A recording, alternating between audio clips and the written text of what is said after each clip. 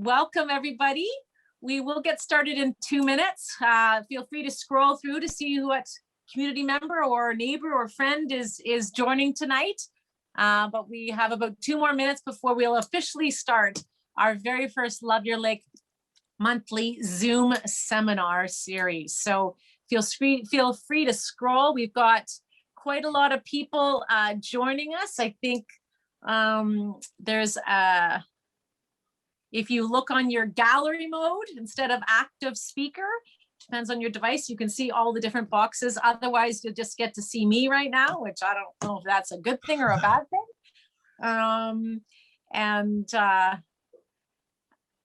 But right now we're welcoming everybody in.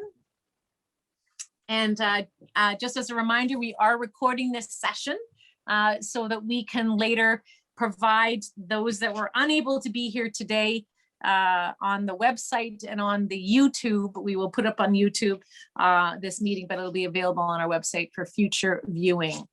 But we welcome everybody. This is very exciting. We had about 162 registrants, so that's really great for our community, our LKO community. So we're really happy about that. There we go. Yeah. All right. Oh, look at that. It's 7:30 on the nose. Well, I think without further ado, as we go, we know what people will be joining as they are joining now. I wanted to say thank you and welcome everybody to our very, very first Love Your Lake monthly Zoom seminar series. I think we should give each other a round of applause. Everyone just pretend you're clapping. Can everyone clap for me? Let me see. There we go. There's a few people clapping for us, not very many. But anyway, my name is Kirsten and I'm on the LKO board. On behalf of all of the members, of all the board members, I want to welcome you to our very first Love Your Lake seminar. And we're really happy to bring these seminars to you because you're all part of our LKO community. These seminars are meant to be informative. They're meant to bring communities together during these new and different times, and to help us to learn and protect and bring awareness about our beautiful lake that we reside on. So this is how the evening will work. Our guest speaker tonight is Terry Moore. And Terry will be speaking about shoreline preservation. And afterwards, we'll be able to ask Terry some questions. If you've submitted questions ahead of time, thank you, you're on the ball. We'll answer those questions first, and then we'll go to the chat function. We're keeping everybody muted just merely because it's better reception for everyone to listen. If we were all talking, then nothing would get done. So please, after Terry has spoken, or if you have a question that you'd like us to ask, please put it in the chat function in your Zoom. If you don't know what that is, there's probably on some of your screens, there's 3 dots at the top. You press the 3 dots, it says chat, and you type in what you'd like. You can type it in personally to me, Kirsten, or you can type it into for the world to see. So we'll answer as many questions as possible. We don't have a lot of time. We're hoping just that these seminars just be an hour long. And so we just don't, so if there's other further questions that you have, feel free to keep them coming and we'll get Terry to answer them at a later date. As a reminder, this seminar is going to be recorded so that we can have it available for those who are not able to attend. It'll be available on our website and on our YouTube channel. So let's get things started because we only have an hour. And I'll ask Bob Carter, your LKO president, to introduce our speaker tonight. So Bob, over to you. Well, thank you, Kirsten, and welcome LKO members and guests. It was back in the winter of 2020 when we realized that this COVID thing was actually kind of serious, and we weren't going to be able to have our June seminar that we had planned, and we had much disappointment and had to cancel the event, and hoping that we would be able to do it in 21. That didn't seem to be working out. So our very adaptable board has come up with this series of seminars, which I think are going to be fantastic and, are going to be informative and available to everybody. So to introduce our speaker tonight. For those of you, many of you, I'm sure know Terry Moore, and if you don't, you should get to know him. Terry was served as an environmental and natural resources researcher for the Ontario Legislative Assembly. Spent 8 years on the board of the Halls and Hawk Lake Property Owners Association and 5 years as the director of research for the CHA. During his time with the CHA, he was part of the team that brought the Love Your Lake Healthy Shorelines project to the county, and was successfully campaigned to have all 4 municipalities start septic inspection programs. Terry was instrumental in starting the Haliburton Highlands Green Burial Society. He's on the board of directors of Environment Haliburton, which is a group that does lots of fantastic work in our community. And he is the host of the popular and informative Planet Haliburton radio program on Canoe FM, and also available as podcasts and through various other methodologies, which you can find on the Canoe FM website. So without further ado, I turn it over to Terry for his presentation. So I'm just going to share my screen. Just make sure I got that up and running. Can you see that? Okay. Awesome. Okay, so it's up and running? It is. Good stuff. Amazing. Something really worked well on my end. So thanks, Bob, for that invitation. I understand this is the first of the series. I thank you for inviting me to the inaugural seminar of what looks like a really good series. So I'd like to thank the LKO for inviting me to make this presentation tonight on shoreline preservation. This is an important ecological, economic, and social issue that unfortunately has become very controversial over the last year or so, as various interests collided during the debate over the county's draft shoreline preservation bylaw. This debate became so polarized and vociferous that the county decided to pause further consideration for the time being and search for an outside consultant to advise on both what the bylaw should contain and how further public engagement should be carried out. So our shorelines have witnessed a lot of change over recent decades. My family, at least the family that the original owners of the property that we live on at Halls Lake, they purchased it in 1951. And over the years, we've witnessed a whole bunch of changes, culminating in recent years with rising concerns and conflicts over a range of developmental, ecologic, cultural, and lifestyle issues. So from lake water quality to denaturalization to increased commercialization to clashes between what I guess could be called the quiet time versus the party time culture that has grown up and sometimes divides communities and families. Lake associations and municipalities are increasingly challenged to find elusive common ground between polarized points of view. So tonight, what I'd like to do is I'd like to talk about 4 subtopics that all relate, I hope in your mind, they do in mine, but I hope they do in yours, to the topic of how we preserve natural shorelines. So the first thing would be to talk about what we know about the state of shoreline health in Haliburton County. The second thing would be to review the existing municipal shoreline protections that are contained in things like official plans and bylaws. Third thing I'd like to talk about, because I do think they're inadequate, is to talk about why they're inadequate. And then finally, I'd like to take a few minutes to make a case for a strong shoreline preservation bylaw. So to set the stage for a review of those topics, I'd like to say a few things about the context in which this discussion is taking place. There's a real estate boom taking place on Haliburton shorelines. I'm sure you're all aware of that. That's been building for quite some time, and the consensus seems to be that this has only become more heated during the COVID-19 pandemic and will continue to heat up. This boom has accelerated development on existing footprints as smaller, more traditional seasonal family cottages are torn down and replaced with larger four-season homes, kind of like this one here on the lower left. This redevelopment can, in my experience, has resulted in significant negative impact on natural shoreline vegetation.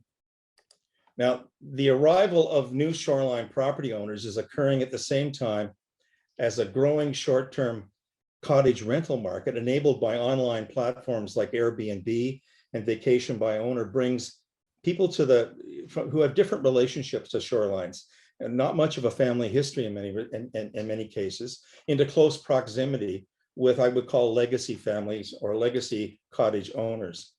Now, at the risk of oversimplifying all the complexities associated with all of this stuff, this can feed and play off that quiet time culture versus a party time culture. And in that clash, many long-term cottagers really get seriously agitated. So some want to come here to get closer to the natural world. This is the kayaker up here on the left, and listen to their brain hums, while others love wakeboarding, fireworks, and sometimes those kind of clashes come together over things like disputes over wake zones and whether or not people are going too fast on shorelines, invading other people's spaces, and so on. Now, the best available science informs us that healthy shorelines and healthy lakes are two sides of the same coin. One cannot exist without the other. So let's talk for a few minutes about what we know about shoreline health in Haliburton County. Now, the best available data on that, from my perspective, comes from the 2014 to 2018 Love Your Lake Shoreline Assessment Project that was coordinated by the Coalition of Haliburton Property Owners Association, also known as the CHA, in conjunction with its member lake associations. Now, with respect to this slide, I apologize for its numerical density, but it does summarize the lake-wide Love Your Lake results, or the county-wide Love Your Lake results across the 47 Haliburton lakes that were studied. It found that on a county-wide basis, that's the lower part of the chart, that 46% of the over 900 kilometers of assessed shoreline properties across 12,000 properties could be classified as natural, 28% as regenerative, and 25% as ornamental. Now, the generally accepted science-based standard against which this result was compared by the Love Your Lake folks and the people at the Watersheds Canada is a 75% natural vegetative area within a 30-meter setback from the shoreline. Now, I should make it clear that simply adding the natural and regenerative portions of this chart together is not recommended in terms of deciding how close to or how far away from the 75% standard we are universally or across the county or on any given lake. The regenerative category is by definition a transitional category, and there was no way for the Love Your Lake assessors who are operating from boats from the lakeside to determine whether or not the observed level of natural vegetation was in the process of going up or going down. So the county-wide result raises some important concerns about the health of Haliburton shorelines and their capacity to protect lake water quality going forward. Now, before I leave this slide, I should point out that the lakes falling within the township of Minden Hills had the lowest average percentage of natural shoreline within the county at 33%, while Dysart was very close to the county-wide average at 45%. Now, these are the results for cash. The natural shoreline results were significantly lower than the county average at 29% versus 46. So you'll see the 29 here, regenerative at 30 for a subtotal of 59. Now, I'm just going to take a couple of minutes to review what the 4 Love Your Lake assessment categories mean and what they look like.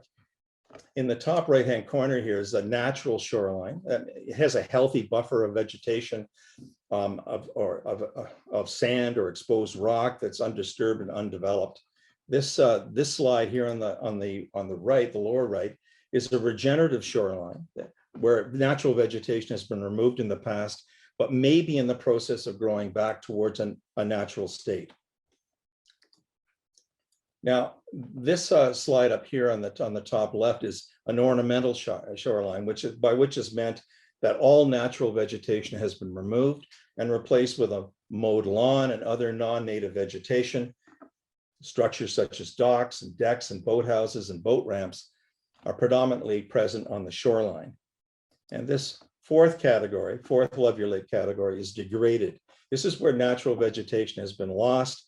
There's soil erosion, undercutting of the bank, and or exposed roots of shrubs and trees that raise to a significant level.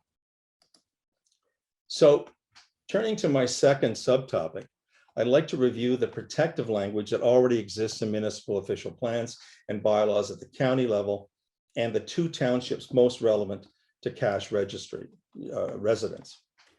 So shoreline aspirational, I'll call it aspirational protection, already exists across the county and can be found in the following plans and bylaws.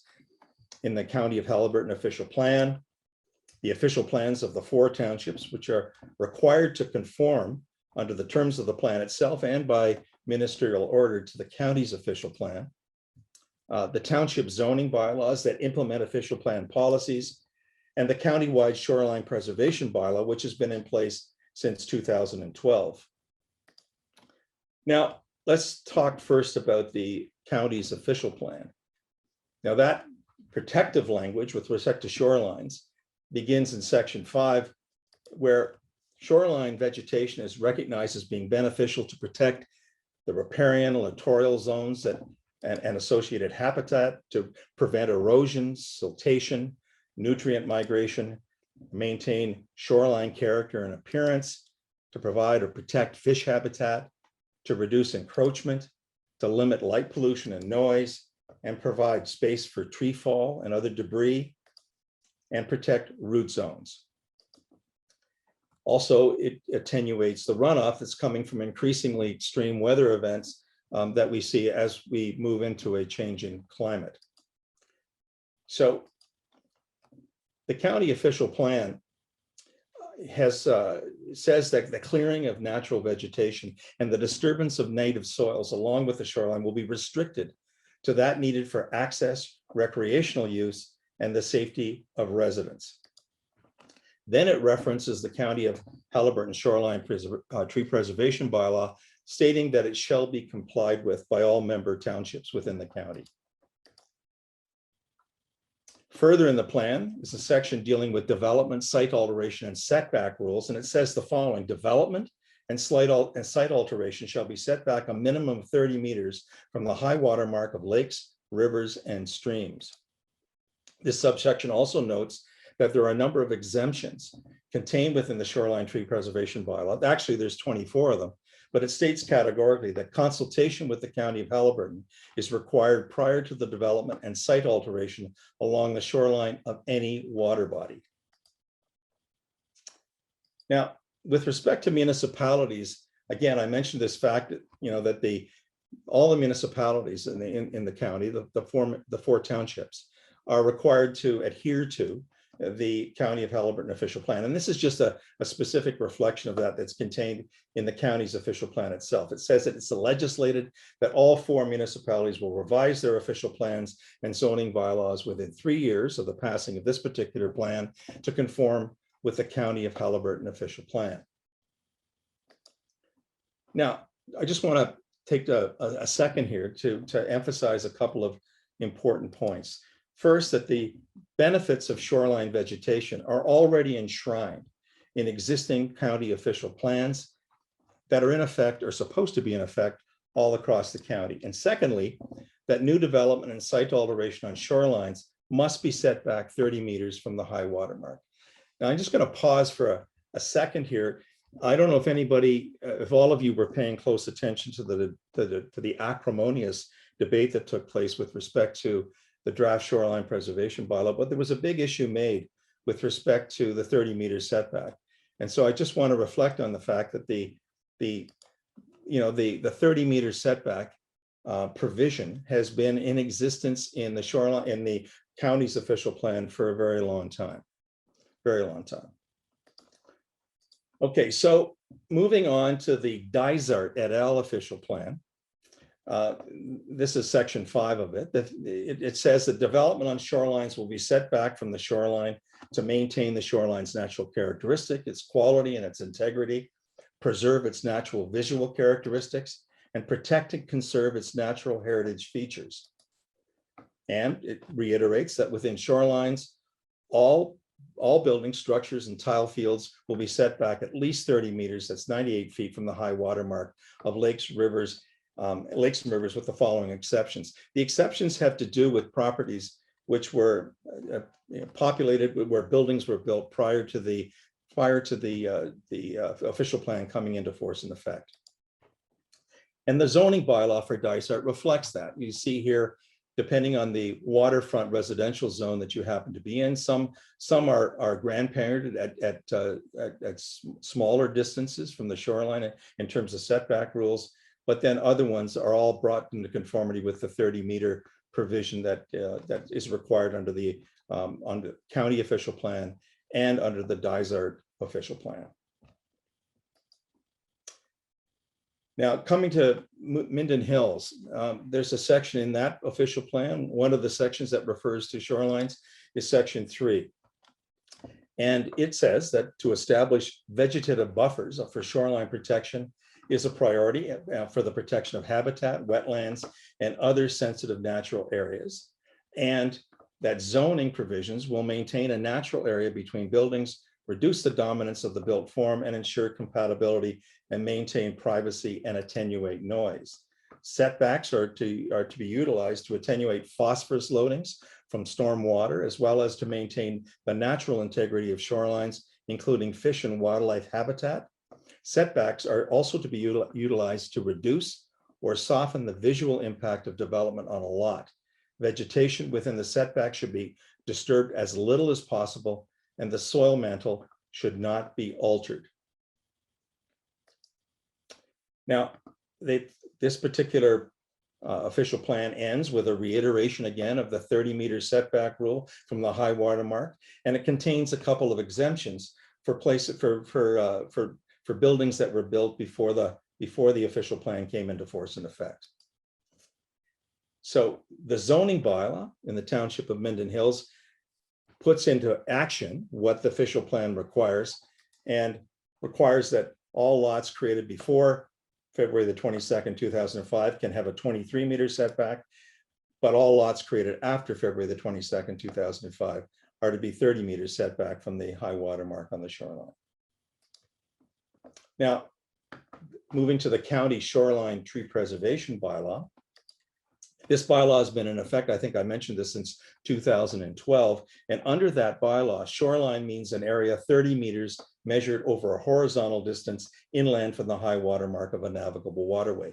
Again, another reflection that this 30-meter rule has been in existence for quite some time and should not have been a surprise to a lot of the people who were involved in the debate about the draft shoreline preservation bylaw and its endorsement of a 30-meter setback as well.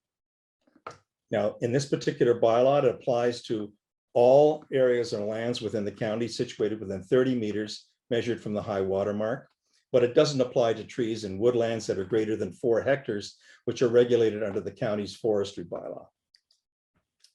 Now, this particular bylaw only focuses on trees, and only focuses on trees that are 5 centimeters of 5 centimeters diameter or larger at breast height. But it does contain some 24 exemptions for things like, building trees that are dangerous and need to be taken down because they could fall down on buildings. They're diseased trees, like many of our trees are becoming diseased with various kinds of climate-related infestations these days, and there's exemptions to cover a wide variety of issues. 24 of those exemptions. Now, the tree bylaw has some interesting flaws. It was actually embraced and pointed to by a number of people who had some concerns with respect to the draft shoreline preservation bylaw as working really well, and nothing else really being necessary. Well, I want to just point out this particular photograph here. I took this photograph a very significant time after the shoreline tree preservation bylaw was put in effect. And that development took place seemingly without any interference whatsoever. Now, the bylaw has some pretty serious shortcomings. There's no prior permitting or application required. Basically, you self-assess as to whether or not you fall within the bylaw's prohibitions on cutting trees. If you don't, you go ahead.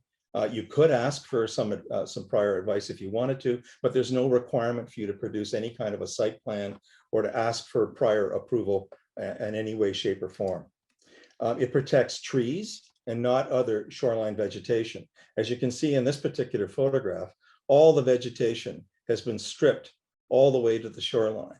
While this particular building, this was a redevelopment on an existing footprint. So this redevelopment took place, and for whatever reason, the contractor that was involved in this stripped all of the natural vegetation all the way to the shoreline as part of that reconstruction process.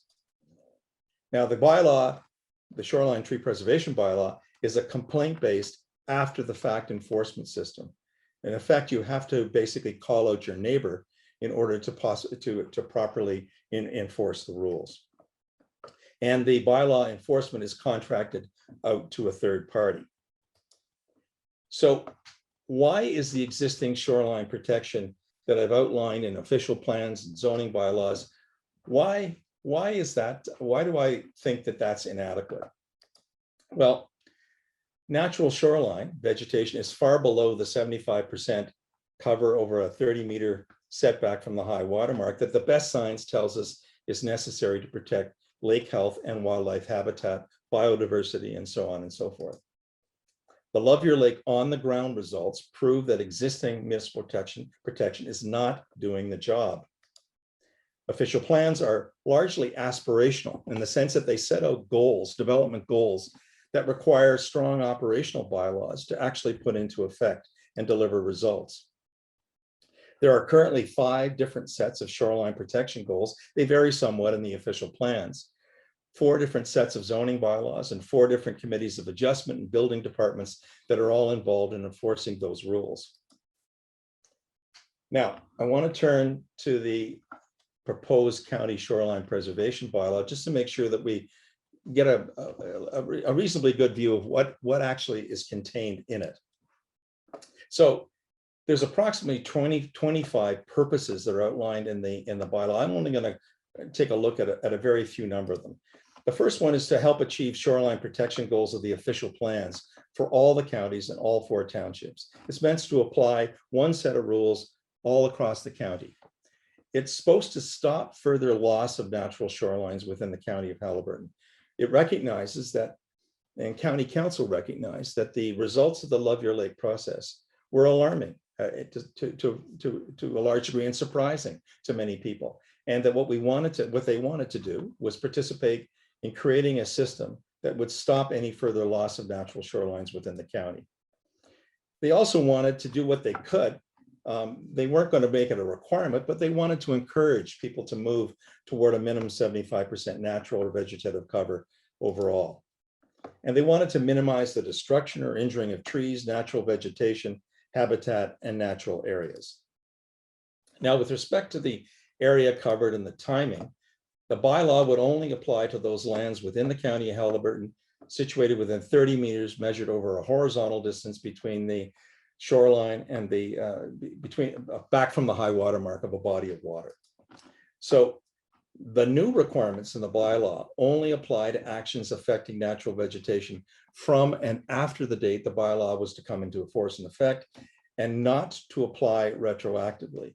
This is an important thing because much of the reaction in social media to the draft shoreline bylaw was responding to misinformation that in fact what this was going to do was require legacy cottage owners who developed their cottage property at a time prior to the 30-meter setback rule to dismantle or remove things that they had built on the shoreline that within the 30-meter setback. This is absolutely not the case. This is a prospective bylaw and not retroactive. Now, there is some new protections that are contained in the preservation bylaw. that are different from, for example, the shoreline tree preservation bylaw. So protection is extended from trees to include all natural shoreline vegetation.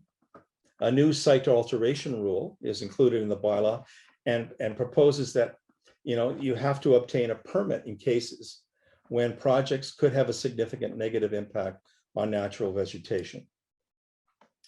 So this is actually coming to my last slide, and I wanted to make a pitch for why I think people should support a strong shoreline preservation bylaw. Healthy shorelines are essential to healthy lakes. We know this from the science, and both are under increasing development pressure. The draft bylaw is far from perfect, but it would be an important first step toward putting existing long-time aspirational official plan and zoning bylaw shoreline preservation language into action. There's a strong opposition to any form of before-the-fact regulation of shoreline development projects by some elements of the building, shoreline, and landscaping industries. Lake Association and informed shoreline property owner support for a strong shoreline bylaw will be essential to overcome that opposition. As the external bylaw consultant, which the county is hiring, looks for public input. A shoreline preservation bylaw is only one part of what's needed to protect and preserve the health of Halliburton's lakes, as well as addressing all of the tensions that I've stereotyped as being a culture clash between quiet time and party time. So I'm going to stop there and just pause and say thank you to everybody for listening, and to deal with and to try to answer any comments or questions you might want to put to me. Well, thank you very much, Terry, for that presentation. I'm sure there are going to be lots of questions that are generated by it. I would just like to add one thing. There's a lot of research going on right now, particularly through Trent University and ULinks, where they were studying the lakes. We have been keeping track of our lake health in most of the lakes for a long time, but we've only been measuring a limited number of things, such as E. coli and oxygen and so on. But now we're doing some studies that are a little bit more in depth and looking at, in my very scientific way, the critters that exist in the lake, the things that are smaller than the fish food for the most part. And we need to get about 5 years of data before we can start to make some real conclusions or have some sort of a baseline. But I can tell you that in a lot of cases, in many of the lakes in Halliburton, including ours, the initial results are not great. A lot of what we're finding are, if you will, critters that can live in a polluted area, and the ones that need very healthy areas are not as prevalent. So it's not too late, but we have a threat, and that threat is something that our stewardship and our legacy of maintaining these lakes and in maintaining our right to enjoy these lakes is threatened. So with that, I'm going to turn it over to Kirsten, who I think is going to be directing the questions at Terry. That sounds great. Thanks, Bob. And thank you, Terry. That was very informative. And just to reiterate for anybody that's interested, that this is being recorded, and it will be available on our website or YouTube at a later date for people to review again if you've missed anything that Terry talked about. What we're going to deal with right now is a couple of questions that were sent in through email, those big achievers. So the first question, Terry, that we had is from Johan. And Johan is asking, what is the point of creating bylaws if they're not being enforced? Well, that's a good question. I would think that there's not much point in creating bylaws if you're not going to enforce them. But I think that that's the challenge, isn't it? And I think one of the things that I've learned in the years that I've been active in Haliburton County and in the township of Algonquin Highlands is that I don't think that we invest enough money in actually policing what's going on in our, and activity that relates to shoreline health and lake water quality. I don't think we spend anywhere near enough in terms of hiring the necessary people and to create the systems that need to protect the commons. I don't take the view that this is an intrusion on my personal private property rights. I would want to have my property and everybody else's property maintain minimum standards in order to protect the commons, that is the lake that we all share, and the reason why we come here. This is a beautiful, beautiful place. And unless we invest collectively in preserving that beauty and that health of this incredible place, we're going to lose it. We're going to lose it. And I think that we need to have bylaws that have a strong prior approval where necessary, and that we engage in robust enforcement. And so I would say that what the sentiment expressed by Johan is that why create bylaws if we're not going to enforce them? I think that we need bylaws and we have to enforce them if they're going to be effective. Okay, thank you. That was very helpful. Ray, another one, is asking, what can we do about watercrafts that erode the shoreline and cheer up the water, which settles with pollutants in the lake bottom? So what can we do about those watercrafts that erode the shoreline? This is a complicated question because regulation of watercraft is not under the jurisdiction of municipalities, for one thing. It's under the jurisdiction of the federal government in terms of the regulation of watercraft and so on and so forth is a federal responsibility. That being said, though, there are rules about how close to the shoreline you ought to come when you're operating a power craft. So if people are not abiding by those rules, then we should be reporting them. And I think there should be robust enforcement of those rules. But enforcement only goes so far. And I think that we need to pay attention to the kind of culture that we're building among neighbors on our shorelines. And I think that lake associations play an incredibly important role in this. And I'm speaking from my own experience in a lake association, having been on the executive. I know that we're going through a generational change and that the cottages are being transferred to a new generation of owners, some of whom are, let's say the siblings, don't even live close by. Sometimes they don't get here very often. And it's a challenge to be able to rebuild that kind of stewardship ethic that I think really informed the original creators of shoreline associations. And I think that we need to spend a lot of time and a lot of effort doing that, talking to our neighbors about the kinds of things that we enjoy about the lake, and the things that we need to together, the rules that we need to create together that would respect each other's territories. I know that, for example, there's been a lot of tension around fireworks, for example, just as another example of irritants on the shoreline. That creates a cultural clash between people who are here because they want to listen to their brain hum versus people who are here for a good time and a party. That clash, it seems to me, is a cultural clash that can only be regulated to a very limited extent. What we need to do, I think, is create communities that, where we talk about these problems and we hold each other accountable. So yes, strong enforcement where enforcement's necessary, and we need to apply the rules, and we need to call people out when they violate those rules. But we also need to create a culture that's a stewardship culture, that supports all the things that we cherish about this incredible place. Thank you. Another question is from Paul. Paul states that Paul is in a high area of high boat traffic and has lost large trees due to shoreline erosion. Can I use a rock to build up my shoreline to preserve it from further erosion?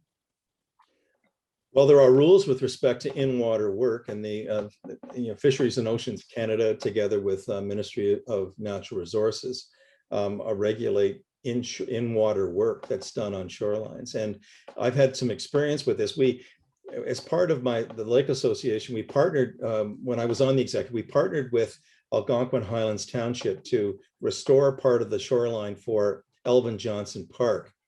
That had been eroded by, and there were some large trees on the shoreline that were beginning to fall over. Now we weren't able to save one of them, but we have saved the others. And we did that by doing some in-water work where we did put stone around the root systems to take the energy out of the wave action so that it wasn't going to undercut the root systems any more than they already been undercut. So yes, with approval from Fisheries and Oceans Canada and the Ministry of Natural Resources, you can do in-water work in putting what's, sometimes referred to as rubble rock that can take part of the energy out of the wave action, which undercuts root systems. Okay, that's interesting. Thank you. Do you need a special permit for these retaining walls that need repair? Tanya's asking that under the new bylaw. Do we need a special permit? Not under the bylaw. To my knowledge, would it regulate? It's just simply repairing an existing, let's say a hardened retaining wall. That work actually would be regulated by the Ministry of Natural Resources working together in Fisheries and Oceans Canada. So it wouldn't be required so much under the bylaw as it would be required by other agencies that regulate in-water work. Okay, there you go. Great. Thank you. Marilyn was wondering, how do you define the high water line? Oh, carefully. Good answer. Well, that can be a matter of some dispute, but a lot of surveys have what I would call creative ways of establishing where the high water mark is. I think that a lot of surveys, plans of surveys, I know my own has a watermark that's actually clearly marked in relationship to some steel bars that are on my shoreline. And so while there's some guesstimates involved in this, it hasn't been too much of a problem for me to establish where the shoreline ought to be in relationship to the structures that my family built on the shoreline. And actually, I've been able to determine that that's a fairly accurate representation of where the high water mark is. So if you've got a survey, sometimes that was a little creative in terms of if it was produced a long time ago, but oftentimes it's reasonably accurate. And I think where this comes into play would be when there would be a permitting system and so on and so forth. If there was a question as to whether or not what you were planning to do falls within the 30-meter zone that from the high water mark, there would be a cooperative approach between the county and any permitting officials about how you would establish that. And I think that they would go to the source documents like surveys, but then also talk about your practical experience as to where the high water mark exists today. I know that on my own property, it changed at several times. And we have a building that actually is right on the shoreline. In fact, the water comes right up under the cottage at times. So it has been an issue for us, but looking back at historical documents, we've determined that after the Trent-Severn Waterway was built, but changed its management practices, the high water mark actually moved closer to the cottage. Right. Perfect. Bob, I see you have your hand up, or are you frozen? No, I just wanted to mention that actually the fall of 2019 on the county did what's called LiDAR mapping, which is it's done by an airplane flying across the land, and it does very accurate measurements of the topography. And this work is still going on, but we're going to have probably within the next year much more accurate maps of the certainly the both the Gull and the Burnt River, because it was mostly done because those were the most important areas to for flooding. But we're going to have much better mapping, and between them and the MNRF, a lot of high water marks will be reestablished, or if you will, so the maps will be more accurate. Thank you, Bob. Great. Bonnie has a question. Why has there been so much misinformation about the proposed bylaw, and how do we combat this? Well, I'm going to be fairly blunt about this in terms of my answer. I think that a lot of the misinformation originates with people who have an economic vested interest in a business model, which is involved in installing heavy installations and rock heavy and major kinds of work on shorelines as being central to their business model. And I think they felt threatened by the bylaw. I don't think they wanted anybody looking over their shoulders. And I think that some of the misinformation that was put out there, for example, like the material regarding the so-called retroactive effect of the bylaw, that it was going to force people to take down their cottages within the 30-meter setback. Well, it doesn't contain anything like that at all. Yet that information got out there. And I think some of the folks who are the businesses who feel threatened that their business model would be challenged by the bylaw were involved in some of that. Now, there was also a lot of other people who just simply echoed that and didn't bother to go back and check the facts with respect to what the bylaw actually said. So there was a lot of, I don't know, what do you call it? You call it the echo chamber. I guess it gets created with a social media thing. The misinformation got out there, and it just simply kept growing and growing. Other things that were out there that were alleged in some of the newspaper advertisements that were taken out by associations, building associations. He claimed that it was going to cost people $10,000 to basically get a permit, that it was going to cost over $100,000 a year to in terms of additional staff in order to administer the bylaw and so on and so forth. None of this turned out had any basis in actual fact that you could trace back to the reality of what was actually being planned at the county level. So I think that some of it got spread by people with economic vested interests and who do not want to see any prior looking at development proposals on shorelines. And some of it just got spread by people who just got piled on and didn't bother to check their facts and before they spread them. It makes sense.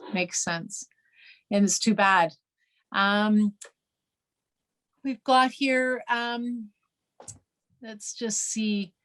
You've got here from Johan again, is wondering, how do we do the policing? What would be the best process to do the policing of, I guess, the boats and of the people that are not abiding by the bylaws?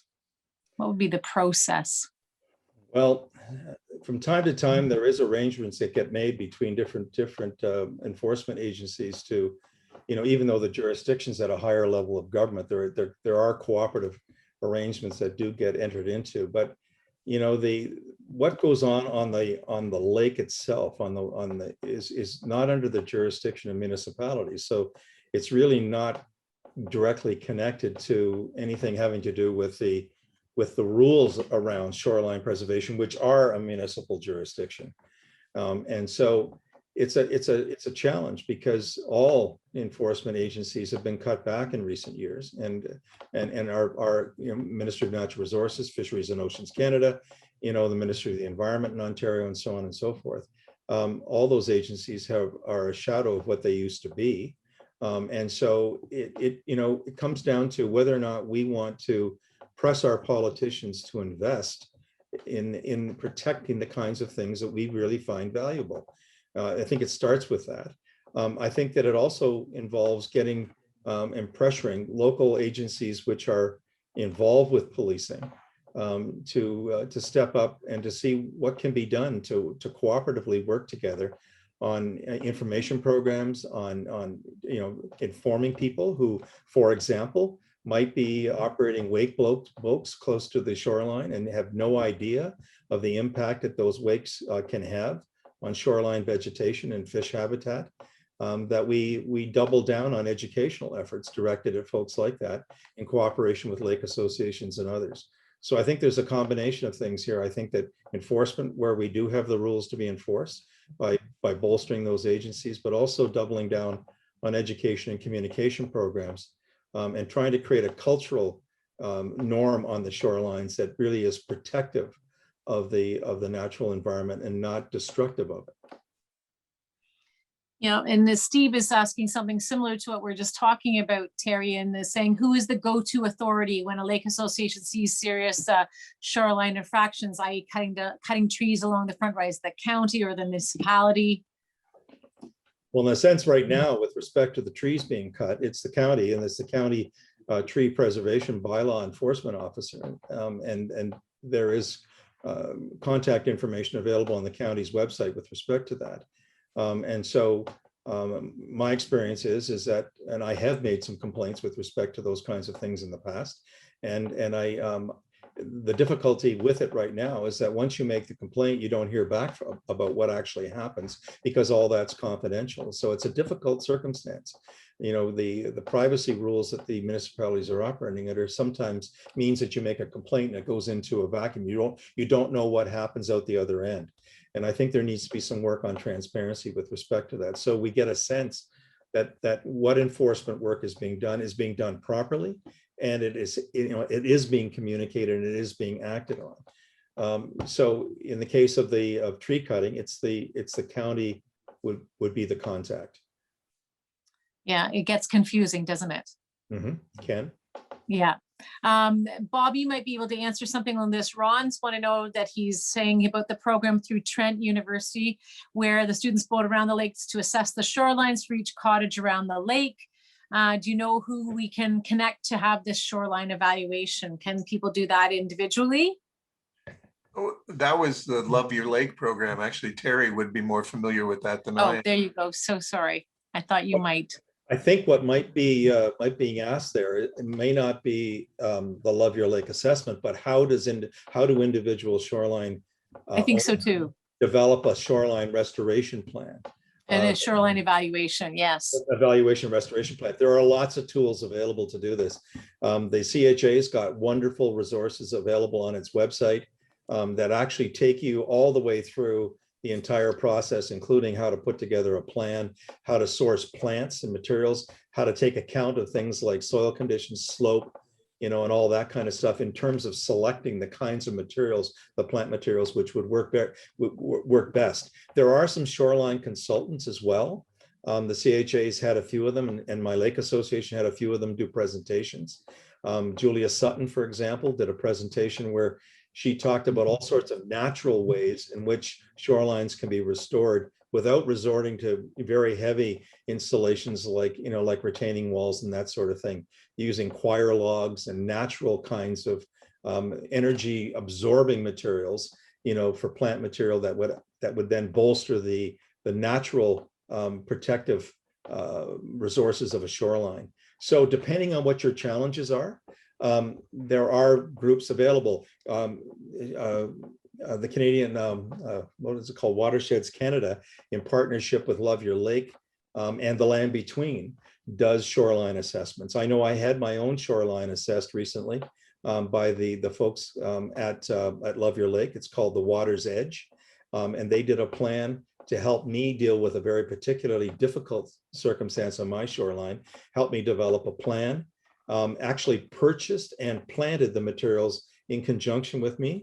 And we've now got a successful, we've established successfully a native plant area where there was none before, that's going to secure that part of the shoreline. So I think that there are resources out there readily available to help. And I would start with places like the CHA and the Watersheds Canada, the Land Between, those kinds of resources.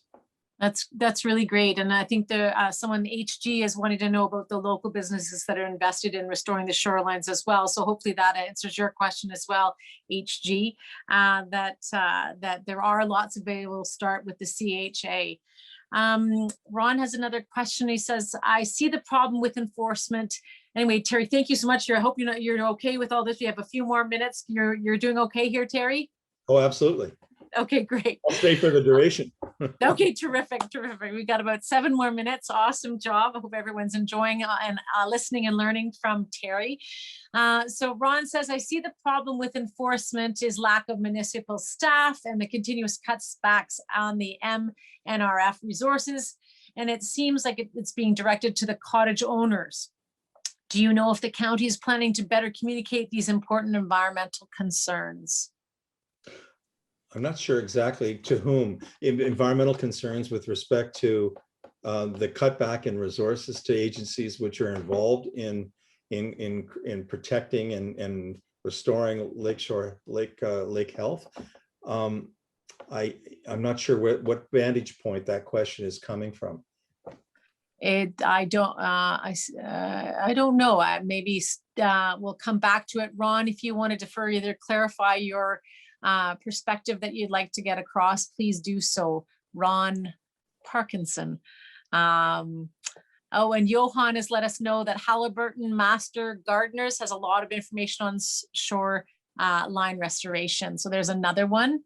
In fact, the Master Gardeners have partnered with the CHA to produce a guide for natural vegetation that is available on the CHA website. So okay, it's a perfect. very useful, very useful tool. Yeah. And Kathy has mentioned just a comment regarding owners developing a project to conserve their shoreline, just in case anybody wants to know. The LKO offers an annual conservation award for projects just like this. So you can check out our website. Thank you, Kathy. She must be on the LKO board to remind us of that. And there is gifts there. So thank you, Kathy, for telling us about that. So you can do a project and be awarded something as well for your efforts. Let's see, I think there's only a couple of questions left here. Some surveys show high water lines as being below current water levels. This is from Steve, because they were established before certain dams were built. There's just sort of a comment, which is there. Thank you for that. Steve, here Sharon saying, are there no controls regarding the water at the shoreline, i.e. is it all focused on the land?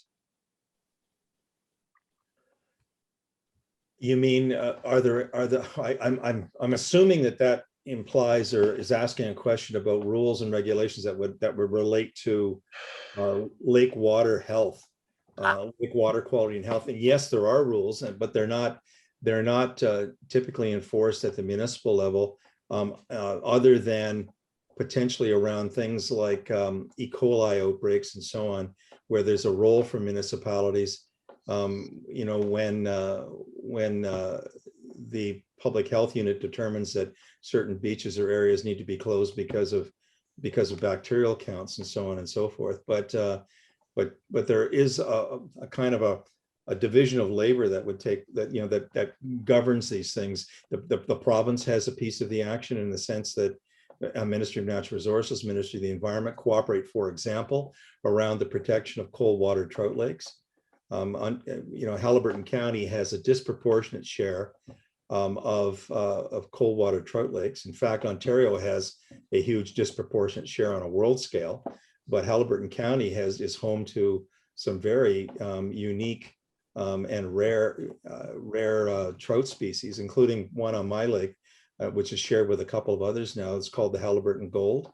But what Ministry of the Environment and the Ministry of Natural Resources test for phosphorus levels and oxygen levels, because cold water trout species have to have a certain level of oxygen in the water to be able to sustain their population. It's 7 milligrams per liter of water, and if a lake goes below that, it can be declared at capacity for purposes of creating any new lots on that lake. And there's about half of Halliburton's cold water trout lakes have already been declared at capacity through that process, which is a cooperative one between the Ministry of Natural Resources and the Ministry of the Environment. The Ministry of the Environment also sponsors along with FOCA, the Federation of Ontario Cottages Associations, the Love Your Lake program, which is administered out of Dorset, the Dorset Environmental Science Center. So they're quite active in supporting citizen science, and will also support the benthos invertebrate analysis, which Bob mentioned earlier, that ULinks is involved with, I think with about 25 lake associations. They've got a project going to establish the benthos invertebrate testing program, which should tell us something down the road once we've established base levels, how water quality is changing through the population of invertebrate species in the sand on our shorelines, essentially. So there's a number of different levels at which different ministries are involved in different aspects of telling us information related to our lake health, and you know, giving us the tools to take action to protect them. Of course, we don't have an agency like a conservation authority in this area, or even something like the Muskoka Watershed Council, which does a testing program that's organized by the district over 160 lakes in cooperation with lake associations and others. 160 lakes are tested on a routine basis every year.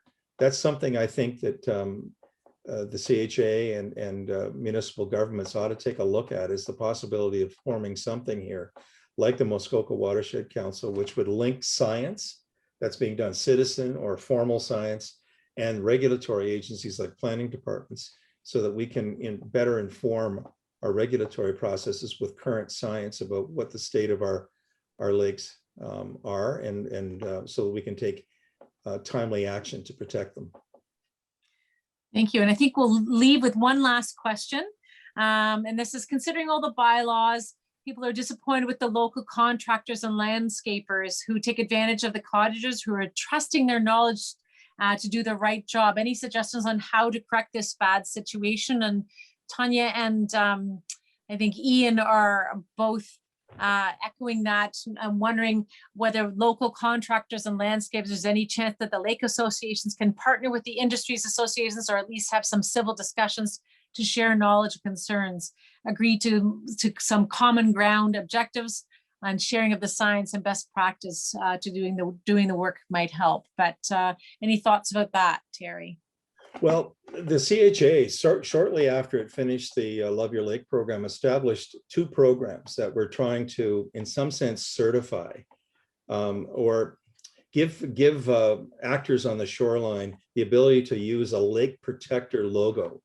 There's the Lake Protector Realtors program, and there was the Lake Protector Shoreline Contractors program.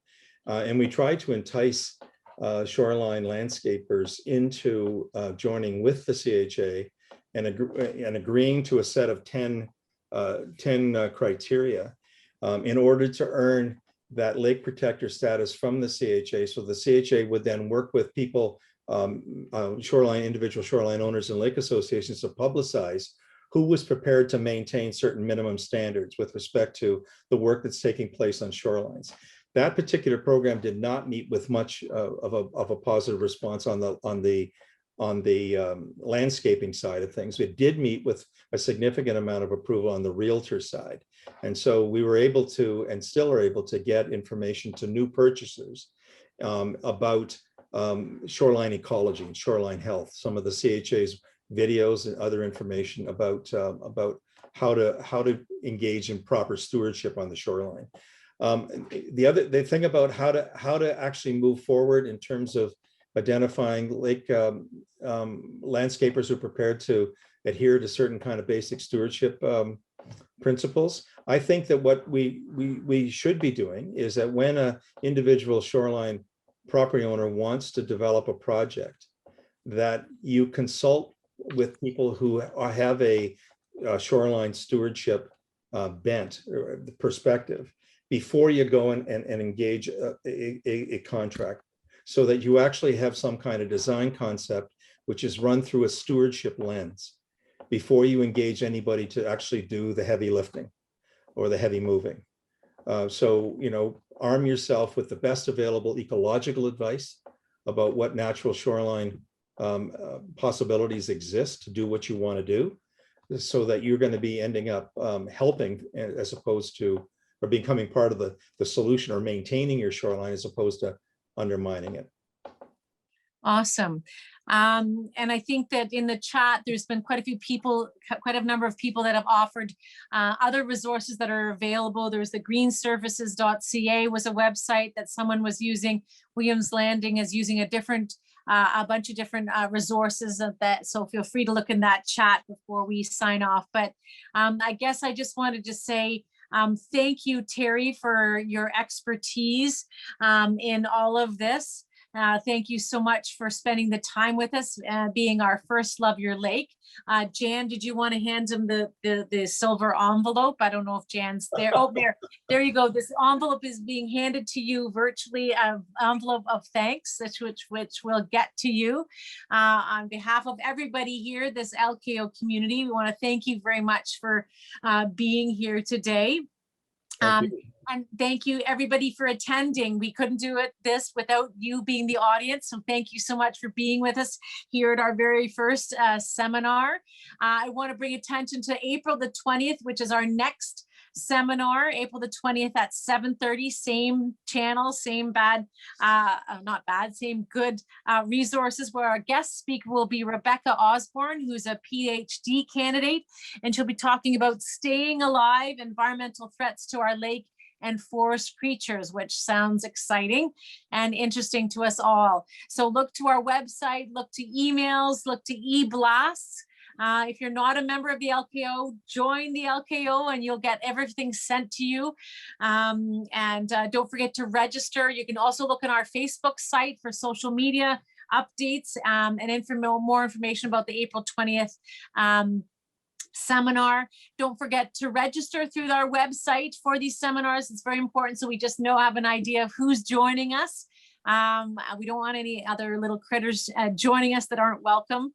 But we wanted to thank you on behalf of the board, because remember, it takes a community and it takes a team. There's Scott, there's Gary, there's Tanya, there's Wendy, there's Jan, there's Bob, there's Glenda, there's Jim, there's, am I missing anyone? Who am I missing? Who? Somebody out there, but I know I'm missing somebody. But go to our website and you can see all the names there. But thank you to everybody that's joined.